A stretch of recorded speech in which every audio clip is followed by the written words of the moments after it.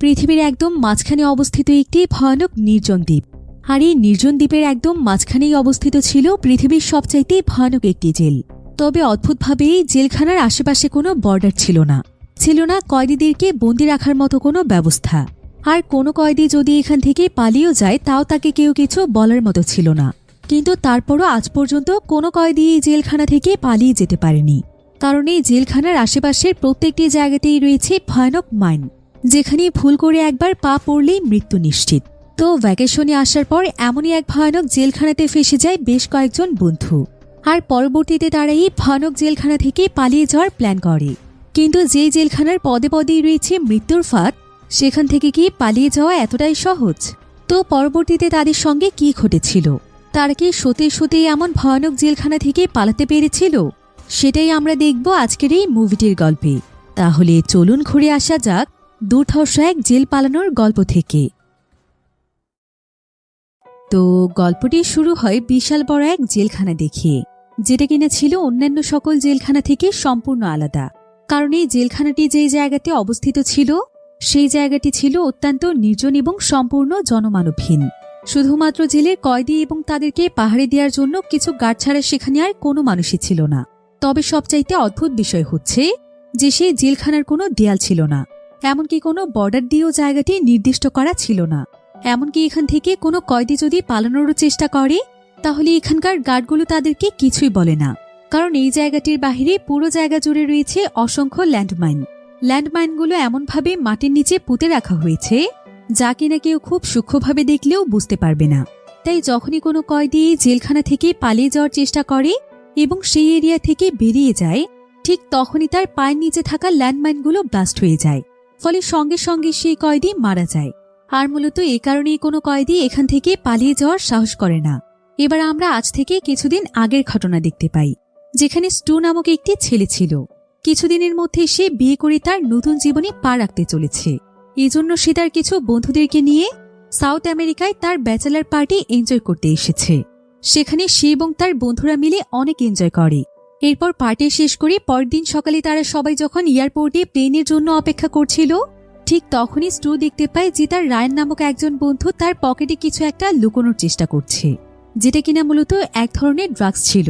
সে কোনোভাবে এয়ারপোর্টের সমস্ত সিকিউরিটি এড়িয়ে সাকসেসফুলি এই ড্রাগসটি তার কাছে রেখে দিয়েছে। তবে এটা দেখে স্টুয়ের সকল বন্ধুরা ভীষণ ঘাবড়ে যায় এবং টেনশন করতে থাকে যে যদি তারা একবার ধরা পড়ে যায়। তবে এমন সময় দেখা যায় স্টুয়ের আরেকজন বন্ধু গ্রিক পেটে হাত দিয়ে ওয়াশরুম থেকে বেরিয়ে আসছে। তাকে দেখেই বোঝা যাচ্ছিল যে সে অসুস্থ ফিল করছে। তবে কিছু বুঝে ওঠার আগে সে মাটিতে পড়ে যায় এবং তার মুখ থেকে এক ধরনের লিকুইড বের হতে থাকে। আর এমন সময় সেখানে সিকিউরিটি গার্ড চলে আসে। তাদের সাথে একটি ট্রেনিং প্রাপ্ত কুকুর ছিল, যে কিনা ড্রাগ আইডেন্টিফাই করতে পারত। তো তাদের কাছে গিয়ে কুকুরটি খুবই রিয়েক্ট করতে থাকে। এতে সিকিউরিটি গার্ডদের তাদের উপর সন্দেহ হয়। তারা তখন তাদেরকে সঙ্গে সঙ্গে ইন্টারোগেশন রুমের মধ্যে নিয়ে যায়। তারা জানায় যে গ্রিক লুকিয়ে লুকিয়ে ড্রাগ পাচার করার জন্য কিছু বেলুন গিলে ফেলেছিল, যেটা তার পেটের ভিতর গিয়ে কোনো কারণে ব্লাস্ট হয়ে যায় এবং তার পুরো শরীরে পয়জন ছড়িয়ে পড়ে। স্টু এবং তার বন্ধুরা তো এই কথা শুনে একদম অবাক হয়ে যায়, কারণ তারা এই ব্যাপারে কিছুই জানত না। কিন্তু তাদের এখানে কিছুই করার ছিল না, কারণ তারা যদি বলে যে তারা এই ব্যাপারে কিছু জানে না, তারপরও তাদের কথা বিশ্বাস করা হবে না। এরপর কিছুক্ষণের মধ্যেই সেখানে পুলিশ চলে আসে। পুলিশেরা তাদেরকে সঙ্গে সঙ্গেই গ্রেফতার করে ফেলে। আর তারা তল্লাশি করে রায়ানের কাছেও ড্রাগস পেয়ে যায়। ফলে পুলিশ মনে করে যে এরা হয়তো স্মাগলার, যারা কিনা এক দেশ থেকে অন্য দেশে ড্রাগস পাচার করছিল।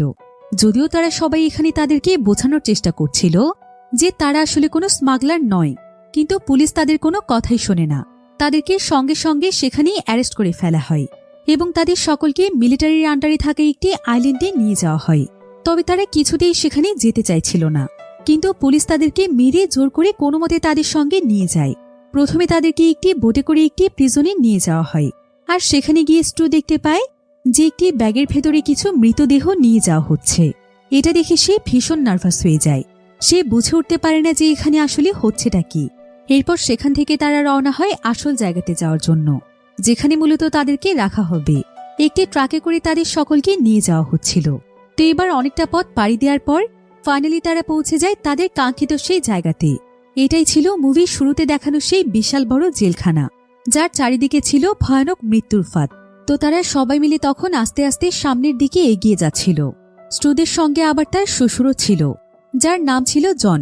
জন এখানকার পরিবেশ দেখে অনেকটাই অবাক হয়ে যায়, কারণ সে এখানে ভাবছিল যে জেলখানার আশেপাশে কোনো দেয়াল নেই কেন, এখানকার গার্ডগুলো কি ভয় পায় না যে কোনো কয়েদি যদি এখান থেকে পালিয়ে যায়?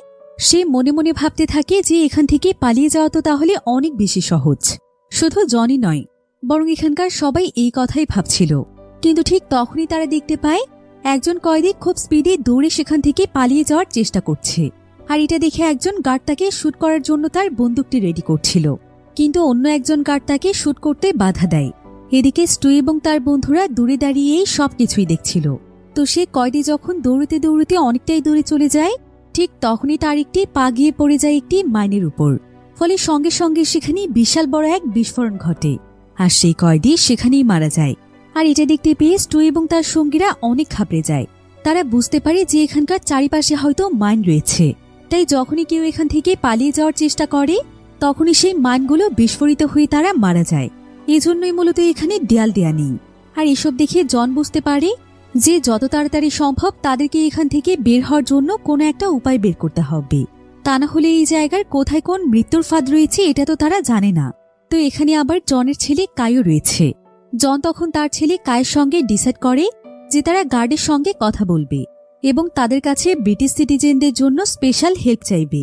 এদিকে গ্রিকের পেটে ব্লাস্ট হওয়ার কারণে সে তো এমনিতেই অসুস্থ ছিল, আর এখন তার পেট থেকে ব্লিডিং হচ্ছিল, তাই তার আর্জেন্ট মেডিকেল অ্যাটেনশনের প্রয়োজন ছিল। গ্রিক তখন তার দুজন বন্ধুকে বলে যে একজন ডক্টরকে খুঁজে নিয়ে আসার জন্য, আর তারা দুজনের সঙ্গে সঙ্গে বেরিয়ে পড়ে সেখানে কোনো ডক্টর আছে কিনা এটা দেখার জন্য। অন্যদিকে জন এবং তার ছেলেকাই অফিস রুমে গার্ডের কাছে যায়, আর সেখানে গিয়ে তারা গার্ডকে জানায় যে তারা সেখানকার ওয়ার্ডেনের সঙ্গে দেখা করতে চায়। গার্ড তখন তাদেরকে অফিস রুমে যেতে বলে। এরপর তারা দুজন সেখানে গিয়ে তো একদম অবাক হয়ে যায়, কারণ এই বিশাল অফিসে একজন গার্ড ছাড়া আর কেউই ছিল না। তো সেই গার্ড তখন একটি বাটন প্রেস করে এবং এতে একটি রুমের দরজা খুলে যায়। এরপর জন এবং কাই ভেতরে চলে যায়। এরপর তারা দেখতে পায় যে সেখানকার ডেস্কের উপরে একটি কম্পিউটার রাখা আছে এবং সেখান থেকে একজন মানুষের ভয়েস ভেসে আসছে। আর ভিডিও কলে একজন লোক তাদের সাথে কথা বলার জন্য বসে আছে। ভিডিও কলের এই লোকটি মূলত ছিল জেলের ওয়ার্ডেন, যার সাথে তারা দুজন দেখা করতে চাইছিল। তো ওয়ার্ডেন তখন তাদেরকে জানায় যে যেহেতু তারা সবাই ব্রিটিশ সিটিজেন, তাই এই ব্যাপারে সে তাদেরকে কোনো হেল্প করতে পারবে না, কারণ তারা এই দেশের নাগরিক নয়। ওয়ার্ডেন তখন তাদেরকে হাইকোর্টে হেল্প চাওয়ার জন্য পরামর্শ দেয়। সেই সাথে তিনি আরো বলে যে এ ব্যাপারে কোর্টের রায় আসার আগ পর্যন্ত তাদের এখানেই বন্দী থাকতে হবে। জন তখন ওয়ার্ডেনকে বলে, তাহলে আনুমানিক আমাদেরকে এখানে আর কতদিন বন্দী থাকতে হতে পারে? ওয়ার্ডেন তখন জানায়, খুব বেশি নয়, প্রায় 5 থেকে 6 বছরের মতো সময় লাগতে পারে। কিন্তু একথা শুনি জন এবং কায়ের মাথায় যেন আকাশ ভেঙে পড়ে, কারণ রায় আসতে যদি 5 থেকে 6 বছর সময় লেগে যায়, তাহলে কি তারা এতদিন এখানেই পচে মরবে? জন তখন ভীষণ উত্তেজিত হয়ে যায় এবং ওয়ার্ডেনের সাথে কথা বলতে শুরু করে। কিন্তু ঠিক তখনই কম্পিউটারটি ট্রেন ব্যাংক হয়ে যায়। এতে জন আরো রেগে যায়। তবে তারা এই বিষয়টি অনেক ভালোভাবেই বুঝতে পারে যে জেলখানা থেকে বের হওয়াটা তাদের জন্য সহজ হবে না। এরপর দেখা যায় যে অনেক খোঁজাখুঁজির পর স্টু এবং তার বন্ধুরা একজন ডক্টরকে খুঁজে পেয়েছে। তবে মূলত এই জেলখানায় এই দেশে যে সমস্ত মানুষেরা ছিল, অর্থাৎ ডক্টর থেকে শুরু করে গার্ড, পুলিশ অফিসার, তারা সবাই এখানকার ভাষায় কথা বলতো, তাই ব্রিটিশ ভাষা তারা খুব একটা বুঝতো না। তবে তাদের মধ্যে শুধুমাত্র জনই ব্রিটিশ ভাষা বুঝতে পারত, তাই মূলত সে ওয়ার্ডেনের সাথে কথা বলতে পেরেছে। তো স্টু এখানে ডক্টরকে নানাভাবে বোঝানোর চেষ্টা করে যে তারা কিভাবে এখানে ফেঁসে গিয়েছে। তারা কোনো অপরাধী নয়, কিন্তু তাদের ভাষা আলাদা হওয়ার কারণে ডক্টর এখানে কিছুই বুঝতে পারে না। এরপর তারা ইশারার মাধ্যমে তাদেরকে বোঝানোর চেষ্টা করে। তবে এতে করে ডক্টর এক পর্যায়ে ভীষণ বিরক্ত হয়ে যায়। এরপর সে একটি বন্দুক বের করে তাদেরকে থ্রেট দিতে শুরু করে। এতে তারা সবাই অনেক ভয় পেয়ে যায় এবং দুহাত উঁচু করে দাঁড়িয়ে একদম চুপ হয়ে যায়। ডক্টর তখন তাদের পেছন থেকে একটি পর্দা সরিয়ে দেয়। দেখা যায় সেখানে একটি বাথটাবের মধ্যে ডক্টর একজন লোককে আইস ওয়াটারের ভেতরে বেঁধে রেখেছে। এই দৃশ্য দেখে তারা সবাই আরো বেশি ঘাবড়ে যায়। তারা সেখানেই দাঁড়িয়ে সাহায্যের জন্য চিৎকার করতে থাকে। কিন্তু ঠিক তখনই তাদের মধ্যে একজন একটি চেয়ার নিয়ে ডক্টরের মাথায় আঘাত করে। ফলে সাথে সাথেই ডক্টর সেখানে সেন্সলেস হয়ে পড়ে যায়। আসলে তাদের কাছে এই ডক্টরকে সাইকো মনে হচ্ছিল। এবার এই দৃশ্য দেখে যে লোকটিকে ডক্টর বেঁধে রেখেছিল, সেই লোকটি এখানে তাদেরকে তার বাঁধন খুলে দেওয়ার জন্য অনুরোধ করতে থাকে। তবে স্টু এবং তার বন্ধুরা বুঝতেই পারছিল না যে এখানে কি হচ্ছে। তারপরও তারা সেই লোকটির হাতে বেঁধে রাখা রশিগুলো কেটে তাকে মুক্ত করে দেয়। কিন্তু সেই লোকটি এখানে পাগলের মতো আচরণ করছিল। মনে হচ্ছিল তার মাথায় কোনো সমস্যা আছে। সে তখন মাটিতে পড়ে থাকা ডক্টরের সেই বন্দুকটি হাতে নিয়ে কোনো জামা কাপড় ছাড়াই দৌড়ে বাহিরে চলে যায়। এরপর বাহিরে দেখা যায় যে ইউনিফর্ম পরা দুজন নার্স সেখানে একটি স্ট্রেচার নিয়ে আসে, আর তারা গ্রিককে সেই স্ট্রেচারে করে সেখান থেকে নিয়ে যেতে থাকে। তার বন্ধুরা এতে মনে করে যে তাকে হয়তো ট্রিটমেন্টের জন্য নিয়ে যাওয়া হচ্ছে। এরপর জন তখন তার সঙ্গীদেরকে নিয়ে সেই জেলখানার ম্যানেজারের সঙ্গে দেখা করতে যায়, কারণ এই ম্যানেজারই তাদেরকে ডেকে পাঠিয়েছে। জায়গাটি ছিল খুবই সুরক্ষিত, আর এই ম্যানেজারের নাম ছিল সালমা। সালমা তাদের সবাইকে ওয়েলকাম জানায় এবং সবাইকে খুবই রেসপেক্টের সাথে ডাইনিংয়ে বসার জন্য বলে। এরপর সে সবাইকে উদ্দেশ্য করে আরো বলে, আমি শুনেছি গ্রিক একজন মিলিয়নার, কিন্তু সে স্মাগলিং করতে গিয়ে ধরা পড়েছে এবং তোমরা সবাই তার জন্য এখানে আটকে আছো।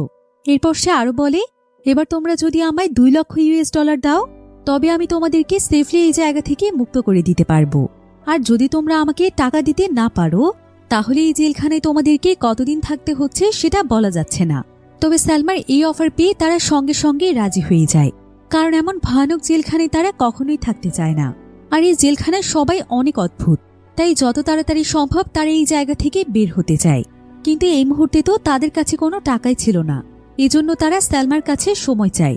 কিন্তু সালমা তাদের সকলের চেহারা দেখিয়ে বুঝতে পারে যে তাদের কাছে অফারটি ভালো লাগেনি। এজন্য সে তার একজন গার্ডকে বলে তাদের সবাইকে গেটের বাইরে বের করে দিতে। তো তারা যখন বাইরে বেরিয়ে যায় তখন একজন অজানা ব্যক্তি তাদেরকে একটি লেটার দেয়। তারা তখন লেটারটি ওপেন করে। আসলে এই লেটারটি ব্রিটিশ অ্যাম্বাসি থেকে তাদেরকে পাঠানো হয়েছে। সেখানে তাদেরকে ইনফর্ম করা হয়েছে যে ব্রিটিশ অ্যাম্বাসি তাদের এই সিচুয়েশনের ব্যাপারে ইনভেস্টিগেশন করবে। এমনকি এই ইনভেস্টিগেশন করতে যদি তাদের 100 বছরের সময় লেগে যায় তবুও এই বিষয়টি তারা তাদের নজরে রাখবে। লেটারটির প্রথম লাইন পড়ে তারা সবাই তো অনেক খুশি হয়ে গিয়েছিল, কিন্তু লেটারটির শেষ লাইনের মাধ্যমেই তারা বুঝতে পারে যে ইনভেস্টিগেশন আসলে কেমন হতে চলেছে। তাদেরকে শুধু ফর্মালিটি হিসেবে একটি লেটারই পাঠানো হয়েছে। এই ব্যাপারে মনে হয় না যে কেউ কোনো গুরুত্ব দেবে। কিন্তু জন তখন সবাইকে আশা দিয়ে বলে, অ্যাটলিস্ট অ্যাম্বাসি তো আমাদের বিষয়টি জানতে পেরেছে এবং এ ব্যাপারে ইনভেস্টিগেশন করবে বলেছে। আর হতে পারে এই 100 বছরের কথাটি শুধুমাত্র একটি কথার কথা। তার বিশ্বাস আছে যে অবশ্যই কেউ না কেউ তাদেরকে এখান থেকে বের করে নিয়ে যাবে। তো এমন সময় একজন অচেনা কয়েদি তাদেরকে বলে অ্যাম্বাসি অলরেডি তাদের জন্য একটি সেল অ্যারেঞ্জ করেছে। তো কিছুক্ষণ পরেই তাদেরকে সেই সেলটিতে নিয়ে যাওয়া হয়। আর সেখানে গিয়েই তারা একজন গ্যাংস্টার টাইপের লোককে দেখতে পায়। তার নাম ছিল ব্যাংকো। সেখানে একটি মেয়েও ছিল।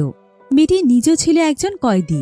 তো তারা সেখানকার কোনো কিছু বুঝে ওঠার আগেই গ্যাংস্টারটি এখানে তাদেরকে বলে, স্টু এবং তোমাদের মধ্যে যে কোনো একজনকে আমায় 2টো কিডনি দিতে হবে। একজন ডক্টর তোমাদের জন্য সবকিছু অ্যারেঞ্জ করবে। এরপর সে আঙুল দিয়ে একজন ডক্টরকে দেখিয়ে দেয়। এদিকে লোকটির কথা শুনে তারা তো একদম অবাক হয়ে যায়, কারণ জেলখানায় তাদেরকে বন্দি থাকতে হবে, তাহলে তাদেরকে কিডনি কেন দিতে হবে? এরপর ধীরে ধীরে একজন ডক্টর তাদের দিকে এগিয়ে আসতে থাকে। তারা এখানে দেখতে পায় যে এটা তো সেই ডক্টর যাদের কাছে তারা গ্রিডে ট্রিটমেন্টের জন্য গিয়েছিল, কিন্তু পরবর্তীতে তারা সেই ডক্টরের উপর হামলা করে সেখান থেকে পালিয়ে এসেছিল। এখন এই ডক্টরকে দেখে তারা আরো অনেক বেশি ভয় পেয়ে যায়। ডক্টর তখন একজনের দিকে আঙুল দেখিয়ে বলে, এই যে এই ছেলেটি, এই আমাকে আঘাত করেছিল এবং এর জন্যই আমার কিডনি হারাতে হয়েছে।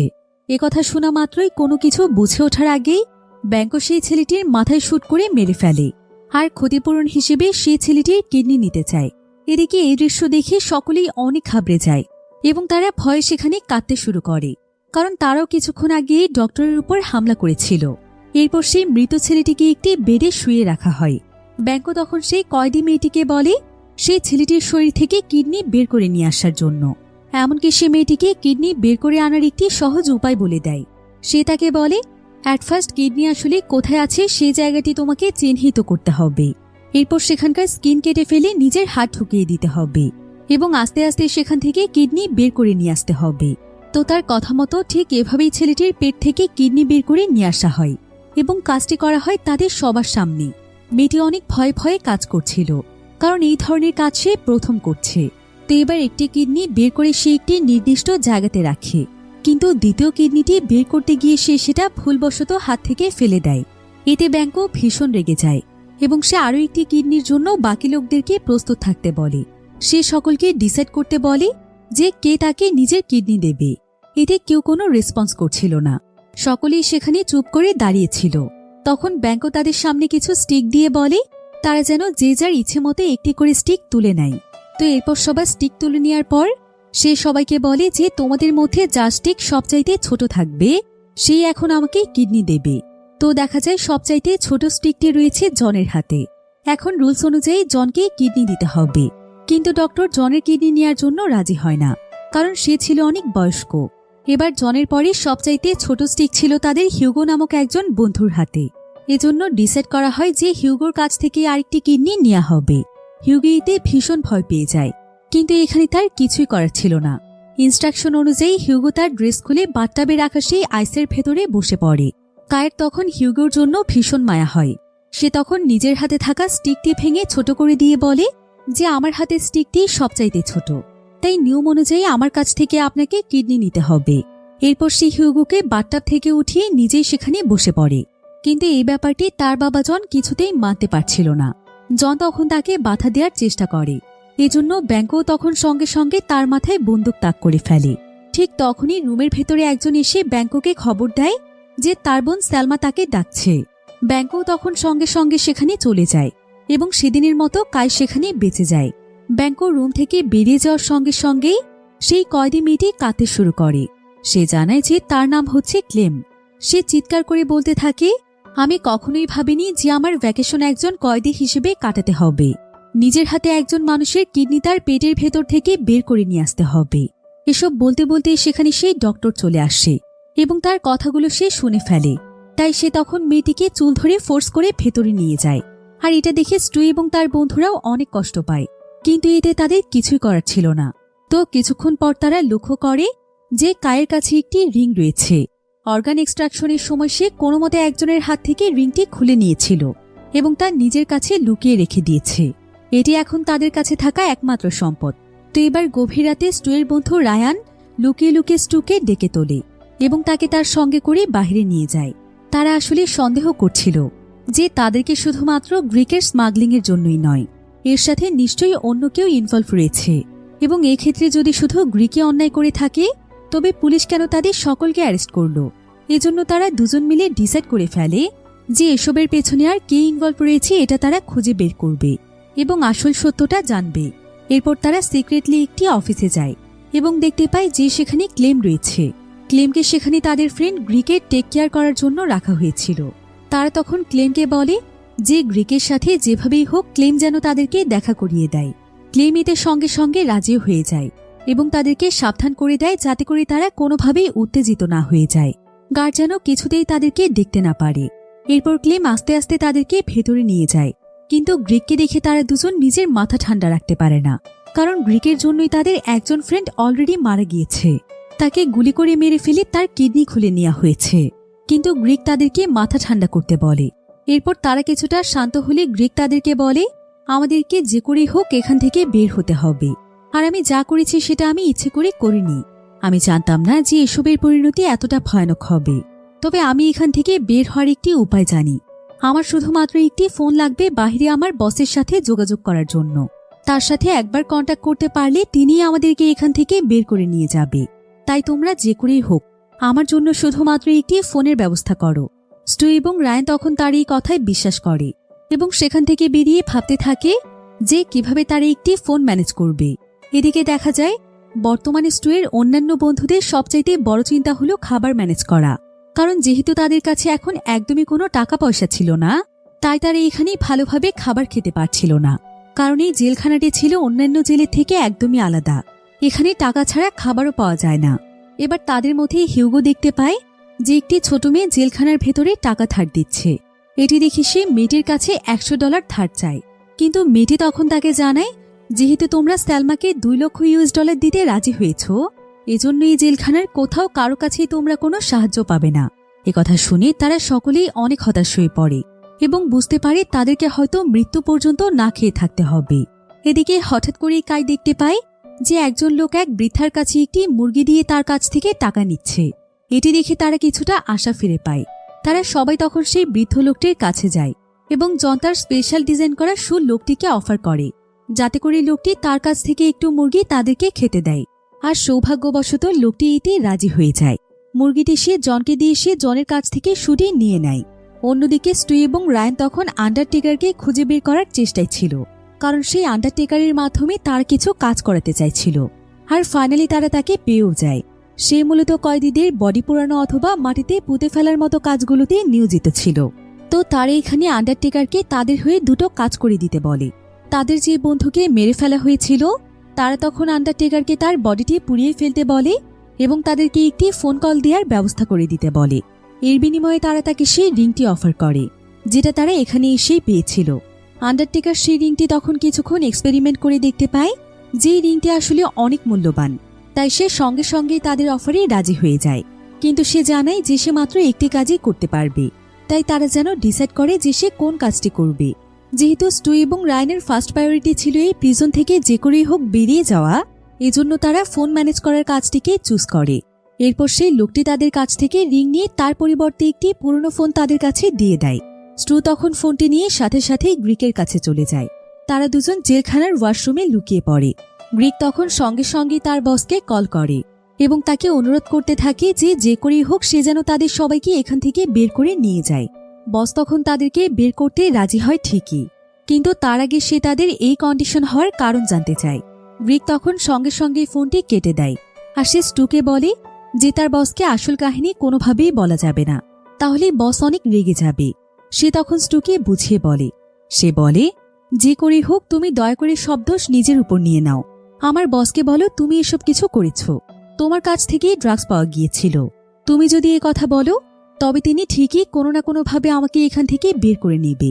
আর আমি কথা দিচ্ছি, আমি যদি একবার এখান থেকে বের হতে পারি তবে আমি তোমাদের সকলকে এখান থেকে মুক্ত করে নিয়ে যাব। স্টু চুপচাপ দাঁড়িয়ে তার কথাগুলো শুনছিল এবং তার কথা মতোই রাজি হয়ে গিয়েছিল। এরপর গ্রিক আবারও তার বসকে কল করে আর সে এবার তাকে কাহিনী ঘুরিয়ে দিয়ে স্টুয়ের ব্যাপারে বলে যে তার বন্ধু স্টুয়ের কাছে ড্রাগস পাওয়া যাওয়ার কারণে তাদের এমন পরিণতি হয়েছে। গ্রিক তখন স্টুয়ের সাথে তার বসের কথা বলিয়ে দেয়, কিন্তু এখানে দেখা যায় যে স্টু এখানে গ্রিকের কোনো কথা না শুনে আসল সত্য কথা তার বসকে বলে দেয়। সে বলে দেয় যে আসলে গ্রিকের জন্যই তাদের এই অবস্থা হয়েছে। গ্রিকে সেদিন কাউকে না জানিয়ে চুপি চুপি ড্রাগস পাচার করতে গিয়েছিল, আর সেটা সিকিউরিটি বুঝতে পেরে তাদের সবাইকে আটক করেছে। তো স্টু যখন বসকে এসব কথা বলছিল, গ্রিক তখন পাশ থেকে তাকে অনেক বাধা দেওয়ার চেষ্টা করছিল, কিন্তু স্টু তার কোনো বাধাই মানছিল না। সে সমস্ত সত্য তার বসকে জানিয়ে দেয়। আসলে সে বুঝে গিয়েছিল যে গ্রিকের আসল প্ল্যান কি। গ্রিক হয়তো তাদেরকে রেখে নিজে এখান থেকে পালিয়ে যাওয়ার চেষ্টা করছে। এজন্যই গ্রিক যখন তাকে সব দোষ নিজের উপর নিতে বলেছিল তখন সে কোনো রকম রিয়েকশন না দিয়ে চুপ ছিল। এদিকে গ্রিক যখন স্টুকে বাধা দিতে চাইছিল তখন ভুলবশত স্টু খুব জোরে গ্রিককে আঘাত করে ফেলে, কিন্তু সে প্রথমে এটা বুঝতে পারে না যে আঘাতটি এতটা জোরে হয়ে গিয়েছিল। তাকে আঘাত করে সে নিজে গ্রিকের উপর বসে তার বসের সাথে কথা বলতে থাকে। এবার কথা বলা শেষ করে যখন সে গ্রিককে ডেকে পাঠানোর চেষ্টা করে তখন দেখতে পায় যে গ্রিক কোনো রেসপন্স করছে না। সে অনেকবার ডাকাডাকি করলেও গ্রিক তার ডাকে কোনো সাড়াই দেয় না। আর এক পর্যায়ে সে লক্ষ্য করে যে গ্রিক শ্বাস নেওয়াই বন্ধ করে দিয়েছে। এতে করে সে বুঝতে পারে যে গ্রিক আর বেঁচে নেই, তারই আঘাতে তার বন্ধুর মৃত্যু হয়ে গিয়েছে। এতে সে ভীষণ ঘাবড়ে যায়। স্টু বুঝে উঠতে পারে না যে এখন সে কি করবে, এই ডেড বডিও বা সে কোথায় রাখবে। ঠিক এই সময় ওয়াশরুমের দরজায় কেউ একজন নক করতে থাকে। এতে সে আরো বেশি ভয় পেয়ে যায়। আর কোনো উপায় না পেয়ে সে গ্রিকের বডি কমোডের ভেতরে ফেলে সেখান থেকে বের হয়ে যায়। সে দৌড়ে নিজেদের সেলে চলে যায় এবং সেখানে গিয়ে দেয়ালের কিছু অংশ ভেঙে সেখানে ফোনটি লুকিয়ে রাখার চেষ্টা করে। এই সুযোগে জন যেই মুরগিটি তার শুয়ের সাথে এক্সচেঞ্জ করে নিয়েছিল সেই মুরগিটি বাইরে বের হয়ে যায়। এদিকে ফোনটি লুকিয়ে রেখে স্টু যখন বাইরে বের হয়ে আসে তখন হঠাৎ করে সে দেখতে পায় যে উপর থেকে মুরগির একটি পালক নিচে পড়ছে। এরপর উপরে তাকিয়ে সে দেখতে পায় যে একজন লোক সেই মুরগিটিকে ধরে রেখেছে এবং সে তাকে বলছে, ওয়াশরুমে একটু আগে তুমি কি করেছ আমি সব দেখে ফেলেছি। একথা শুনে স্টুয়ার এক মুহূর্ত দেরি না করে লোকটির কাছে চলে যায় এবং তাকে রিকোয়েস্ট করে যে এই ঘটনা যেন তিনি কাউকে না বলেন। তবে লোকটি এর বিনিময়ে স্টুকে তার একটি উপকার করার জন্য বলে।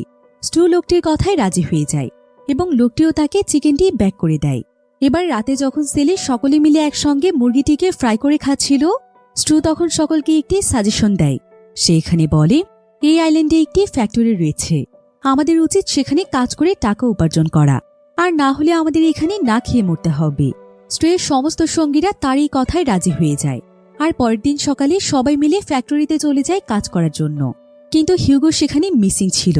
তাকে স্যালমা নিজের অফিসে ইনভাইট করেছে। স্যালমা আসলে হিউগোকে খুবই আশ্চর্যজনক একটি কাজের জন্য ডেকে পাঠিয়েছে। আসলে নিজের ভাই ব্যাঙ্কোকে মার্ডার করার জন্য সে হিউগোকে নিজের অফিসে ডেকেছে। সেই হিউগোকে একটি মাইন দিয়ে বলে সেটি সুযোগ বুঝে ব্যাঙ্কোর রুমের মাটির নিচে রেখে দেওয়ার জন্য। হিউগো এই কাজটি করতে রাজি হয়, কিন্তু তার একটি কন্ডিশন, এখান থেকে তাকে মুক্ত করতে হবে। সালমাও তখন তার প্রস্তাবে রাজি হয়ে যায়, কিন্তু সে বলে আমি শুধুমাত্র তোমাকেই মুক্ত করব, তোমার বন্ধুদেরকে নয়। এবার পরের দিন দেখা যায় সালমা হিউগোকে তার সাথে নিয়ে তার বসের কাছে যায়। সেখানে বস ক্লেম নামে সেই মেয়েটিকে ইনভাইট করেছিল, কারণ সে ছিল একজন মেডিকেল জিনিয়াস।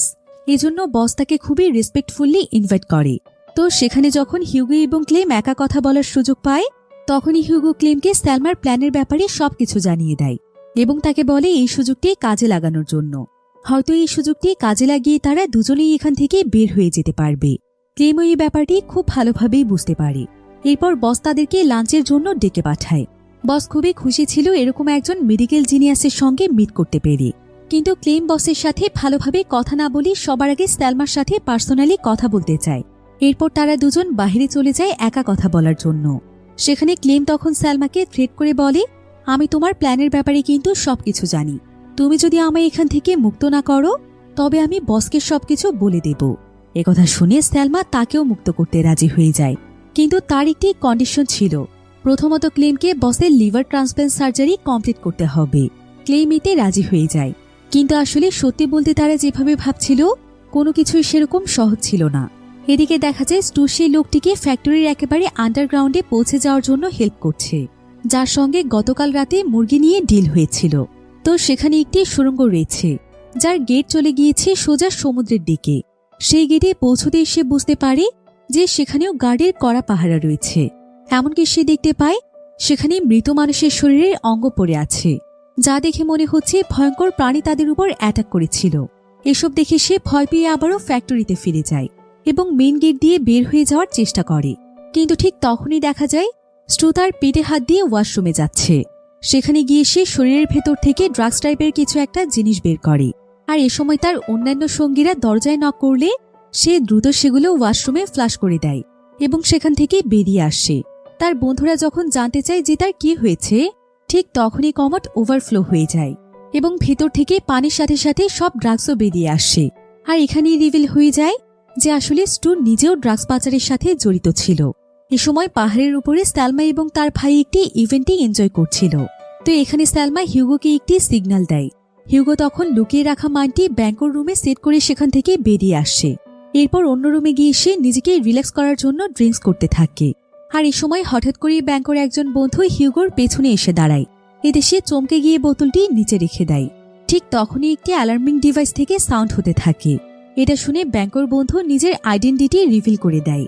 আসলে সে ছিল একজন আন্ডারকভার এজেন্ট, আর সে এখানে এসেছে ব্যাঙ্কো এবং সালমার ক্রাইমের সবকিছু ইনভেস্টিগেশন করার জন্য। একথা শুনে হিউগো তখন ভয় পেয়ে সেখান থেকে দৌড়ে পালাতে চায়, কিন্তু সেই লোকটি তাকে ধরে ফেলে। ঠিক তখনই রুম থেকে মাইনটি ব্লাস্ট হয়ে যায়। ব্যাঙ্কো দৌড়ে ভেতরে গিয়ে দেখে তার বন্ধু অর্থাৎ সেই আন্ডারকভার এজেন্টের বডি ছিন্ন বিচ্ছিন্ন হয়ে মাটিতে পড়ে আছে, যারা অনবরত সেই সেলে শুট করছিল, কারণ সালমা তাদেরকে এমনটা করতে বলেছিল। কিন্তু তারা জানত না যে ভেতরে তখন কেউই ছিল না। এবার দূরের একটি ছাদের উপর থেকে একজন সবকিছু নোটিস করছিল। এই লোকটি হলো তিনি, যাকে একটু আগে স্টু পালিয়ে যাওয়ার জন্য সাহায্য করছিল। এদিকে জন এখানে স্টুকে প্রচণ্ড মারছিল, কারণ সেও ড্রাগস পাচারের সঙ্গে জড়িত ছিল। এমনকি এসব কিছু লুকিয়ে সে তার মেয়েকে বিয়ে করতে চেয়েছিল। তবে রায়ান এখানে জনকে থামানোর চেষ্টা করে, আর এক পর্যায়ে ধাক্কা লেগে জন মাথায় আঘাত পেয়ে মাটিতে পড়ে যায়। সবাই মনে করে যে সে হয়তো মারা গিয়েছে, কিন্তু হঠাৎ করে সে চোখ খুলে সবাইকে চমকে দেয়। অন্যদিকে দেখা যায় মাইন্ড ব্লাস্টের এরকম অনাকাঙ্ক্ষিত ঘটনায় ব্যাঙ্কও ভীষণ রেগে যায়, আর তার বন্ধুর এমন মৃত্যু সে কিছুতেই মেনে নিতে পারছিল না। এজন্য সে হিউগোর বন্ধুর কাছে আসে এবং সত্য জানার জন্য তাদেরকে চার্জ করতে থাকে। একজন তখন জানায় যে সালমাই হিউগোকে ডেকে নিয়ে গিয়েছিল। ব্যাঙ্কও তখন বুঝে যায় যে সালমার আসল প্ল্যান কি, এবং এটাও বুঝতে পারে যে সবকিছুর পেছনে সেই ছিল, আর এই প্ল্যান সে করেছিল তাকে মারার জন্য। এদিকে পরিস্থিতি খারাপ বুঝতে পেরে স্যালমার এক মুহূর্তও দেরি না করে সেখান থেকে দূরে পালিয়ে যাওয়ার চেষ্টা করে। বন্দুক হাতে নিয়ে ব্যাংকও তাকে তাড়া করতে শুরু করে।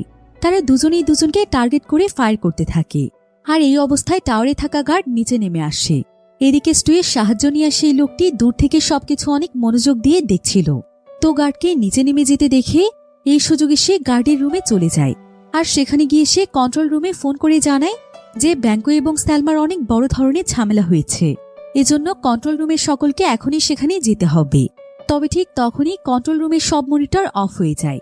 কন্ট্রোলার যখনই এটা ঠিক করার চেষ্টা করে তখনই সে ইলেকট্রিক শক খেয়ে সেন্সলেস হয়ে যায়। আর এই সুযোগে জেলখানার সবাই সেখান থেকে দৌড়ে পালিয়ে যাওয়ার চেষ্টা করে। এরপর ঠিক যখন তারা দৌড়ে বেরিয়ে যেতে চায় তখনই কন্ট্রোলারের সেন্স ফিরে আসে এবং সে ইমিডিয়েটলি ইমার্জেন্সি বাটন প্রেস করে দেয়। এদিকে স্টু যখন সবার আগে দৌড়ে গিয়ে মাইনফিল্ডে পা রাখতে যাবে হঠাৎ করেই তখন রায়ান তাকে আটকে ফেলে, কারণ সে কিছু দূরে বিস্ফোরণের আওয়াজ শুনতে পেয়েছিল। এটা শুনে সকলেই যে যার জায়গাতে দাঁড়িয়ে পড়ে, কারণ তারা যদি সেখান থেকে একটুও মুভ করে তাহলে মাইনগুলো ব্লাস্ট হয়ে যাবে। কিন্তু জন এই বিষয়টি খুব একটা গুরুত্ব দেয় না, কারণ পালানোর মতো এমন সুযোগ তারা আর নাও পেতে পারে। তবে তার ছেলে কাই তাকে সতর্ক করার পরেও সে পালিয়ে যাওয়ার জন্য সেখানে মুভ করে। কিন্তু ঠিক তখনই একটি মাইন ব্লাস্ট হয়ে যায় এবং জনের বডি সেখানে ছিন্ন বিচ্ছিন্ন হয়ে যায়। এ সময় স্টু চিৎকার করে একজনকে বলে তার দিকে ফোনটি ছুঁড়ে মারার জন্য, যেটি ছিল কায়ের আশেপাশেই। মূলত স্টু এবং রায়ান সেফ জোনে দাঁড়িয়েছিল, তারা মাইনফিল্ডে থেকে বাহিরে ছিল। তো তারা তখন কাইকে ভরসা দিয়ে বলে তাদের কাছে ফোনটি পৌঁছে দিলেই তারা যে করেই হোক কাইকে সেখান থেকে বের করে নিয়ে যাওয়ার ব্যবস্থা করবে। বন্ধুদের বিশ্বাস করে কাই মাটি থেকে ফোনটি তুলে নিয়ে স্টুয়ের দিকে ছুড়ে দেয়, কিন্তু ফোনটি গিয়ে পড়ে সেই লোকটির হাতে, যে কিনা কন্ট্রোল রুমে ফোন করেই কয়েদিদেরকে পালিয়ে যাওয়ার সুযোগ করে দিয়েছিল। আসলে এই লোকটি ছিল একটু ধার্মিক টাইপের। ফোনটি হাতে পাওয়া মাত্রই লোকটি সেখান থেকে বের হয়ে যাওয়ার রাস্তা খুঁজতে থাকে। তো স্টু এবং রায়ানও তখন লোকটিকে ফলো করে তার সাথে যেতে থাকে। কিন্তু কাই তাদেরকে অনেকবার ডাকার পরও তারা একবারও পেছনে ফিরে তাকায় না, তাকে তারা সাহায্য করে না। তার সঙ্গে তারা বিশ্বাসঘাতকতা করে। একদিকে ছিল বাবার মৃত্যুর যন্ত্রণা, অন্যদিকে ছিল নিজের প্রিয় বন্ধুদের বিশ্বাসঘাতকতা। এসব কিছু কাই কিছুতেই মানতে পারছিল না। এদিকে দেখা যায় বডিগার্ড একজন ইয়াং ছেলেকে লিভার ট্রান্সপ্ল্যান্টের জন্য নিয়ে যায়। আর এই লিভার ট্রান্সপ্ল্যান্টের সার্জারিটি করতে হবে ক্লেমকে। তো এই সময় বোম টাইপের কিছু একটা জিনিস কেউ একজন তাদের রুমের মধ্যে ছুঁড়ে মারে। তারা সবাই মনে করে যে এখনই হয়তো সেটা ব্লাস্ট হয়ে যাবে, এই জন্য কেউ কেউ তখন রুম থেকে দৌড়ে বেরিয়ে যায়। আসলে এই কাজটি সেই ইয়াং ছেলের বোন করেছিল, যাতে করে সে তাকে বাঁচাতে পারে। তো সেই ছেলেটি যখন সেখান থেকে পালিয়ে যাওয়ার জন্য চেষ্টা করে তখন তার সাথে সেই বডিগার্ড এবং ডক্টরের ফাইট শুরু হয়ে যায়। তবে তাদেরকে মেরে যখন সে পালিয়ে যেতে চায় তখনই সেখানে স্যালমা এসে তার পথ আটকে ফেলে। তবে এমন সময় তার পেছনে ক্লেম চলে আসে আর সে তার ঘাড়ের মধ্যে একটি ইনজেকশন পুশ করে দেয় এবং ছেলেটি মাটিতে সেন্সলেস হয়ে পড়ে যায়। স্যালমা ক্লেমের প্রতি খুবই খুশি হয়ে যায় এবং তার বডিগার্ডকে অর্ডার করে যে তাকে সুরক্ষিতভাবে নিজের রুমে নিয়ে যাওয়ার জন্য। তো যখনই তারা দুজন সেখান থেকে বের হয়ে যায় ঠিক তখনই দুটো বাচ্চা এসে সেই বডিগার্ডকে ছুরি দিয়ে অ্যাটাক করে। ক্লেম দৌড়ে গিয়ে বডিগার্ডের হাত ধরে ফেলে। অ্যাটাক করা মেয়েটি তখন ক্লেমকে ইশারা করে বলে যাতে করে সেখান থেকে সে ইমিডিয়েটলি চলে যায়। এরপর ক্লেম সেই বডিগার্ডের পকেট থেকে একটি চাবি নিয়ে সেখান থেকে দ্রুত চলে যায়। আসলে ক্লেম এই বাচ্চাগুলোর সাথে ডিল করেছিল। অন্যদিকে স্টু, রায়ান এবং আরও অনেকে সেই লোকটির সাথে পালিয়ে যাওয়ার চেষ্টা করে। আর পথে যেতে যেতে স্টু সেই আন্ডারটেকারের মৃতদেহ দেখতে পায়, যে কিনা রিংয়ের বিনিময়ে তাদেরকে ফোন দিয়েছিল। তারা দুজন তখন তাড়াতাড়ি আন্ডার কভারের বডি সার্চ করতে থাকে। আসলে তারা সেই রিংটি খুঁজছিল আর কিছুক্ষণের মধ্যে তারা সেই রিংটি পেয়েও যায়। এরপর দেখা যায় ক্লেম যেই চাবিটি নিয়ে একটি রুমে প্রবেশ করে সেখানে আবার একটি মেয়েকে আটকে রাখা হয়েছিল। ক্লেম সেই মেয়েটির বাঁধন খুলে তাকে মুক্ত করে দেয়। মেয়েটির নাম ছিল জেমা। জেমা এই কাজের জন্য ক্লেমের প্রতি খুবই খুশি হয়ে যায়। সে ক্লেমকে ভরসা দিয়ে বলে আমি তোমাকে এই আইল্যান্ড থেকে বের হয়ে যাওয়ার জন্য হেল্প করতে পারি। এই বলে সে হাঁটতে হাঁটতে রুম থেকে বেরিয়ে যেতে থাকে। আর অদ্ভুতভাবে সে রুম থেকে বের হয়ে গিয়ে ক্লেমকে দরজার ভেতরে লক করে দিয়ে সেখান থেকে চলে যায়। জেমার এই আচরণে ক্লেম খুবই অবাক হয়ে যায়। সে এই বিষয়টির পেছনে কোনো কারণই খুঁজে পায় না। সে তখন সাহায্যের জন্য অনেক জোরে জোরে চিৎকার করতে থাকে। এমন সময় স্যালমা এসে তার লকটি খুলে দেয় এবং সে তাকে বলে সার্জারি করার সময় হয়ে গিয়েছে, ডক্টর তোমার জন্য ভেতরে অপেক্ষা করছে।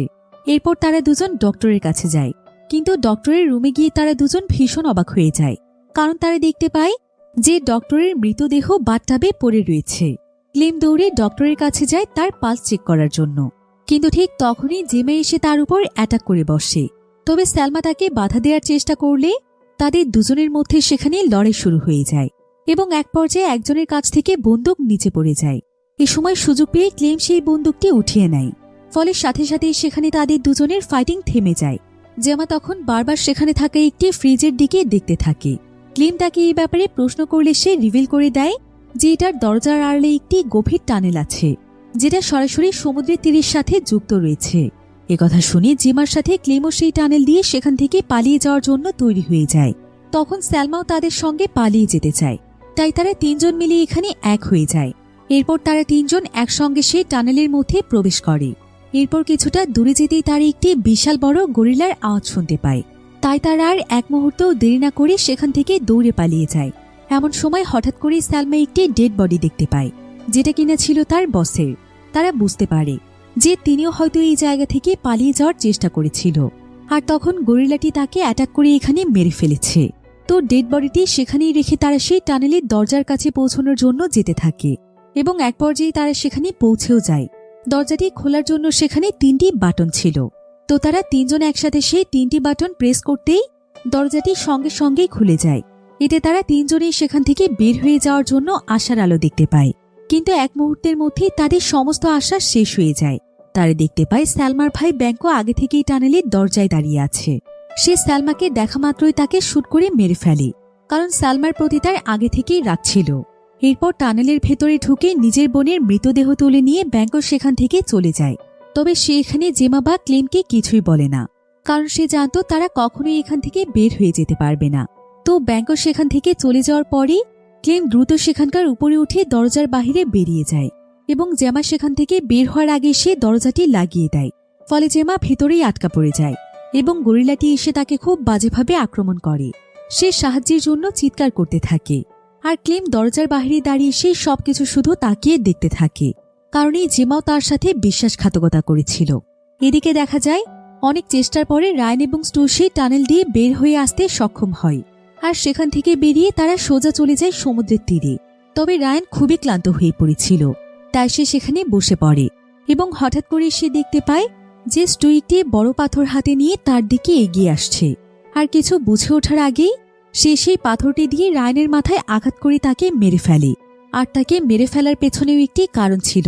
আসলে তারা ফ্যাক্টরি থেকে অনেকগুলো ড্রাগস চুরি করে নিয়ে এসেছিল, আর স্টু চাইছিল ড্রাগসগুলো বিক্রি করে সে একাই সব টাকা নিয়ে নেবে। এজন্য সে শুরু থেকেই রায়নকে মেরে ফেলার প্ল্যান করেছিল। অর্থাৎ এখানকার প্রত্যেকটি মানুষই ছিল স্বার্থপর, তারা নিজেদের স্বার্থের জন্যই সবকিছু করছিল। এবার রায়নের বডি সেখানেই রেখে স্টু একটি বোটে উঠে পড়ে, আর সে রওনা হয়ে যায় নিজের শহরে ফিরে যাওয়ার জন্য। কিন্তু হঠাৎ করে পানি থেকে ক্লেম বোটে উঠে পড়ে। স্টু তাকে দেখে ভীষণ অবাক হয়ে যায়। এদিকে ক্লেম দেখে ফেলেছিল যে স্টু রায়নকেই মেরে ফেলেছে, তাই এখন স্টু এর জন্য ক্লেমের বেঁচে থাকাটাও রিস্ক হয়ে গিয়েছে। এদিকে ক্লেম নিজেও বুঝতে পারছে যে স্টু তাকে যে কোনো সময় মেরে ফেলতে পারবে, কারণ সে স্টু এর ব্যাপারে সবকিছু জানতে পেরেছে। তবে এমন সময় হঠাৎ করেই তাদের দুজনের চোখ পড়ে তাদের মাঝখানে থাকা একটি বন্দুকের দিকে। তারা দুজনেই এক দৃষ্টিতে কিছুক্ষণ সেই বন্দুকটির দিকে তাকিয়ে থাকে এবং হঠাৎ করেই সেখান থেকে গুলির এক বিকট আওয়াজ ভেসে আসে। আর তখনই দৃশ্য পরিবর্তিত হয়ে রায়নের কাছে চলে যায়। এখানে দেখা যায় যে রায়ন আসলে মারা যায়নি, সে এখনো বেঁচে আছে। তবে সবকিছুর পর একটি রহস্য থেকেই যায়, তখন আসলে বোটে কে কাকে গুলি করেছিল, ক্লেম স্টুকে নাকি স্টু ক্লেমকে? শেষ পর্যন্ত তাদের মধ্যে কে বেঁচে ছিল, নাকি দুজনেই মারা গিয়েছে? এই বিষয়টি সিরিজটির মধ্যে ক্লিয়ারভাবে দেখানো হয় না। তবে এমনই একটি গভীর রহস্যের মধ্য দিয়েই সিরিজটির গল্পটি এখানেই শেষ হয়ে যায়। কিন্তু শেষ পর্যন্ত এই ভয়ানক জেলখানার সমাপ্তি ঘটেছিল এবং সেই জেলখানা যারা পরিচালিত করছিল শেষমেশ তাদের জীবনেও ধ্বংস নেমে এসেছিল। অর্থাৎ এই জেলখানাটি হয়তো পরবর্তীতে ব্যান করে দেয়া হবে। তো আপনাদের কাছে আজকের এই পুরো গল্পটি কেমন লেগেছে সেটা আমাকে অবশ্যই ভিডিওর নিচে কমেন্ট করে জানাতে ভুলবেন না। আজকের ভিডিও এ পর্যন্তই, দেখা হবে পরবর্তী নতুন কোনো ভিডিওতে। সে পর্যন্ত সবাই ভালো থাকুন, সুস্থ থাকুন। আল্লাহ হাফেজ।